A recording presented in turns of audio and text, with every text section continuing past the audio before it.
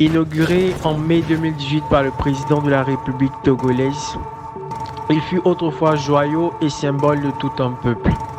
Aujourd'hui, pollution et insalubrité sont les maîtres mots qui minent notre zone d'étude. Chers téléspectateurs, bienvenue au projet de l'aménagement de la zone piétonne de Kani-Kopé. Notre intervention sur le site se déclinera en la proposition de zones commerciales, de zones de street food et de zones de pêche qui s'inscriront tous dans une optique écologique de durabilité et surtout de rentabilité. 2 hectares. Telle est la superficie qui abritera notre future zone commerciale. Zone pour laquelle il a été adopté une conception architecturale reposant sur des principes bioclimatiques simples, locaux et durables. À l'écoute du contexte du projet, cette zone se verra servie de 3 types de bâtiments qui devront couvrir toute une ribambelle d'activités commerciales de type succursaliste et indépendant.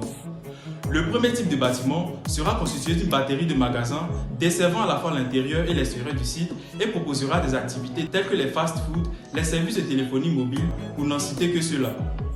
Le deuxième type de bâtiment, quant à lui, sera composé de box modulables protégés par une membrane supérieure faisant office de couverture et essentiellement réalisé en feuilles de tôle et en bois. Il proposera à son tour des produits uniquement artisanaux. Nous verrons implanter en plein cœur de notre site un joyau architectural qui proposera toutes les spécialités culinaires africaines d'ici et d'ailleurs. Dès lors propice à la pratique du jeu de l'offre et de la demande, cette partie du projet se porte garant d'un climat favorable à la libre-échange où il fait bon vivre. Communément appelé la cuisine de la rue, c'est un concept qui a pour but de faciliter la vente et la consommation des aliments dans la rue. Notre zone de street food a été aménagée avec des espaces assises et des postes de vente pensés avec des matériaux locaux, notamment les conteneurs et le bois. Les différentes postes de vente seront de différentes formes architecturales afin de donner de nombreuses variétés d'aliments à vendre.